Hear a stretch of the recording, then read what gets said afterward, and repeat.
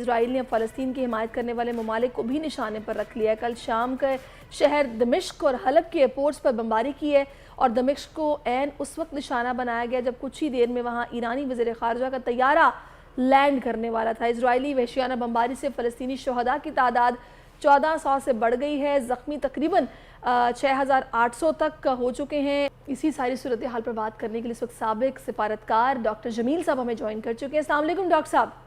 वालेकुम अस्सलाम। डॉक्टर साहब, अभी ये जो सारी सूरत हाल हमने बताई है, इस पर नाज़रीन को हमने अपडेट किया है कि अब ये जो जंग है ये आहिस्ता आहिस्ता हमें शाम और लबनान की तरफ बढ़ती दिखाई दे रही है। कितनी ख़तरनाक सूरत हाल है जी, ये क्योंकि इजराइल को ये ज़ौम हो गया कि अमरीकी बहरी बेड़ा, डिस्ट्रॉयर, कैरियर वो पहुंच गया और अमरीकी साजो सामान से उनके C-130 भी पहुंच गए हैं वहाँ।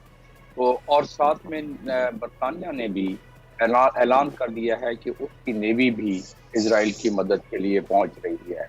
तो इजराइल को क्योंकि नेटो फोर्सेस की तमाम की मदद मिलती जा रही है और बहुत तेज़ी से मिलती जा रही है, और यूके के जो वहाँ के मिनिस्टर हैं डिफेंस, उन्होंने तो ये भी कह दिया है कि अगर कोई शख्स फ़लस्तीन का झंडा बरतानिया में उड़ाएगा तो वो समझा जाएगा कि दहशतगर्दों के हिमायत में है। तो इस किस्म की अगर हुकूमतों की तरफ से, लेकिन अवाम इन डेवलप्ड कंट्रीज में भी एक कसीर तादाद में प्रोटेस्ट कर रही है इजराइल के इस जुल्म और सितम के बारे में। और इजराइल और उसमें हमास का हमला, उस पर मैं आता हूँ थोड़ी देर के बाद, और उसके जियो पॉलिटिकल तनाज़ुर पर भी आता हूँ। लेकिन अभी मैं ये बताता चलूँ कि दुनिया की जो नेटो की फोर्सेस हैं या नेटो कंट्रीज हैं, उनके सरबराहान तो ज़ाहिर है बहुत फेवर कर रहे हैं, लेकिन उनके दर्द दिल रखने वाले लोग वो निकल रहे हैं बाहर वहाँ उनकी मदद के लिए। तो लिहाजा और दुनिया इस्लाम में तो लोगों के यकीनन काफ़ी हमदर्दियाँ, न सिर्फ हमदर्दियाँ बल्कि उनके दिल धड़कते हैं पाकिस्तान समेत। लेकिन बदकिस्मती ये है कि हमारा सबसे बड़ा प्लेटफॉर्म जो कि OIC का प्लेटफॉर्म है, उस पर कोई जू नहीं रेंगती। एक उन्होंने छोटी सी कॉल दे दी है काउंसिल ऑफ मिनिस्टर्स की, जबकि ये बात इस बात का मुतकाजी था, ये हमला, ये वाकया, ये जुल्म, ये इस बात का मुतकाजी है कि आर्टिकल अक़वाम मुत्तहिदा के चार्टर के आर्टिकल 9 के तहत एक इमरजेंसी मीटिंग, इमरजेंसी समिट, जैसे कि एक्स्ट्रा ऑर्डिनरी समिट कहते हैं OIC के चार्टर के मुताबिक, वो बुलाया जाता सरबराहान का।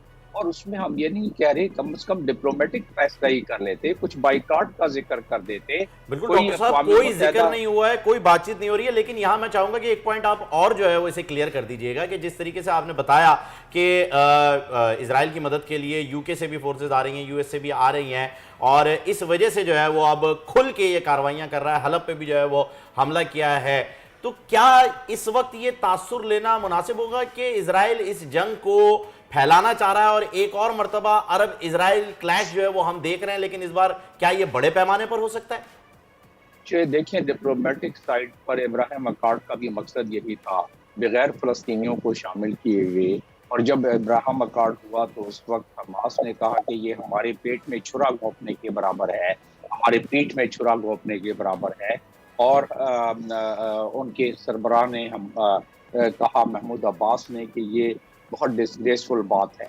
तो इसका मतलब क्या हुआ, मैं जियो पॉलिटिकल तनाजुर में इसको बात करना चाह रहा हूँ, वो ये हुआ कि जब इब्राहिम अकार्ड, जिसमें हमारे गल्फ कंट्रीज के ममालिक शामिल हो गए और फिर मराकश भी शामिल हो गया वगैरह वगैरह, तो वो उस वक्त भी उनका काफ़ी दिल आज़ारी थी। और वो उसका मकसद इजराइल का, ग्रेटर इजराइल की तरफ जाने का एक मकसद था। और ग्रेटर इजराइल एक पूरा कॉन्सेप्ट है जिसमें आपका पूरा एक प्रोग्राम लग जाएगा, किसी और दिन कर लीजिएगा। तो उसके तहत वो तो कर रहा है। और उसके बाद अब जब इजराइल ने देखा कि वो अब हमास ने एक दोबारा अपना सरफरोशी का एक जज्बा दिखलाया है, और अब जो हम पिछले 30-40 सालों से जो हम बच्चे, बूढ़े, औरतों को बम्बार्डमेंट के जरिए इजराइल मारता रहा है, तो हमास ने मरता क्या न करता ये हमला किया, जो कि अक़वाम मुत्तहिदा के इंटरनेशनल कानून के मुताबिक उसमें कोई गलत नहीं है। दुनिया इस पर आवाज़ नहीं उठा रही है, इस्लामिक ममालिक इस पर आवाज़ नहीं उठा रहे हैं। यहाँ किस पर मैं तरह आपसे नहीं ये है पूछना कि चाहूंगी डॉक्टर जमील कि जब क्लस्टर बॉम्ब्स का इस्तेमाल हो रहा है, मिसाइल हमले वहाँ पर किए जा रहे हैं, पानी बिजली सब बंद कर दिया गया है, उसके अलावा हम यहाँ पर देख रहे हैं कि जंग बस फिर यहाँ तक महदूद नहीं, आगे भी बढ़ रही है। ओआईसी का इजलास बुलाया गया हंगामी तौर पर, फिर आप देख रहे हैं कि अक़वाम मुत्तहिदा के चार्टर की भी खिलाफ वर्जी हो रही है।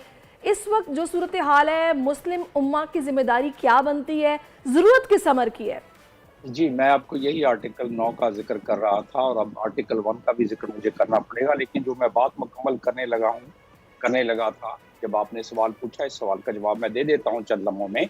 वो बहुत ज़रूरी है क्योंकि जी, किसी और चैनल पे ये बात हो नहीं रही है। जी, जी। हमास ने जब हमला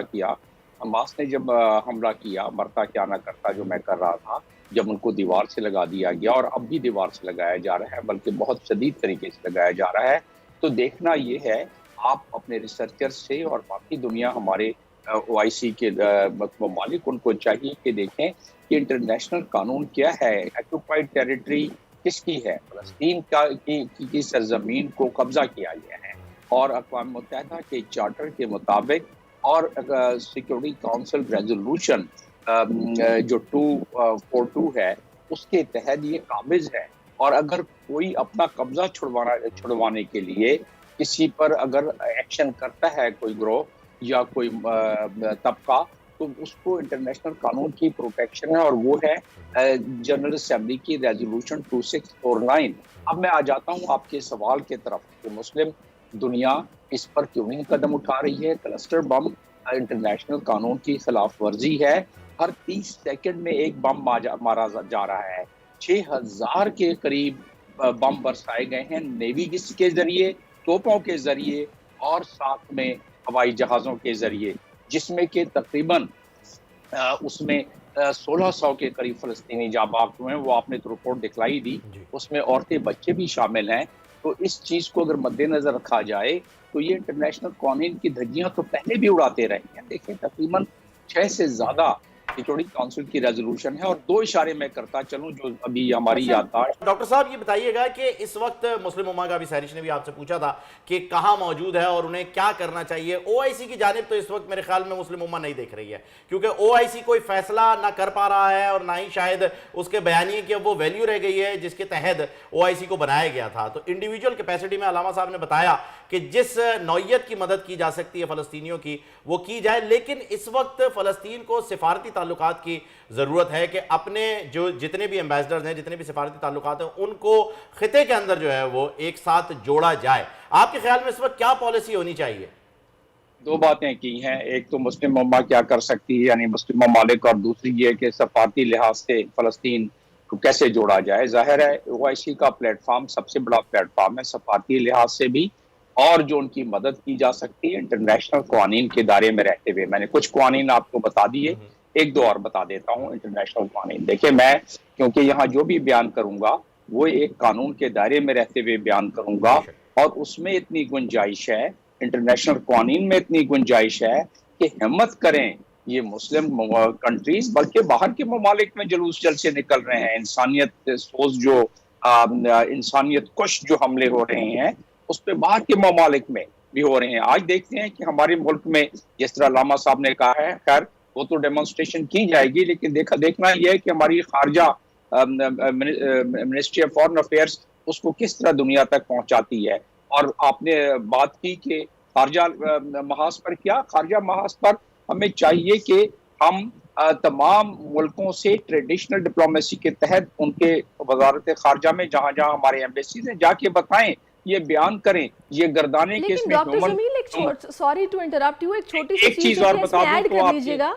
मुझे बस ये बता दीजिएगा, बिल्कुल आपने ठीक कहा कि सिफारती तौर पर हम भी राब्ते करें, उन्होंने कहें कि जिनके लिए कुछ किया जाए।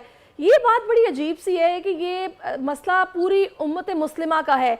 हम देख रहे हैं कि इजराइल के साथ अमेरिका भी खड़ा है, इजराइल के साथ बरतानिया भी आकर खड़ा हो गया, लेकिन फ़लस्तीनियों के साथ बज़ाहिर तो स्टेटमेंट देके कहा जा रहा है कि जी ये नहीं होना चाहिए, लेकिन ना तो कोई ऐसी कोशिश हो रही है कि उन तक इमदाद पहुंचे या फिर उन तक सामान पहुंचे, या फिर इस जंग को रुकवाने के लिए बाकायदा तौर पर सामने आके खड़ा हो कि भाई ये क्या किया जा रहा है। इस चीज़ के हवाले से क्या राय है आपकी कि क्यों ऐसा नहीं हो रहा, कबाहत क्या है इसमें?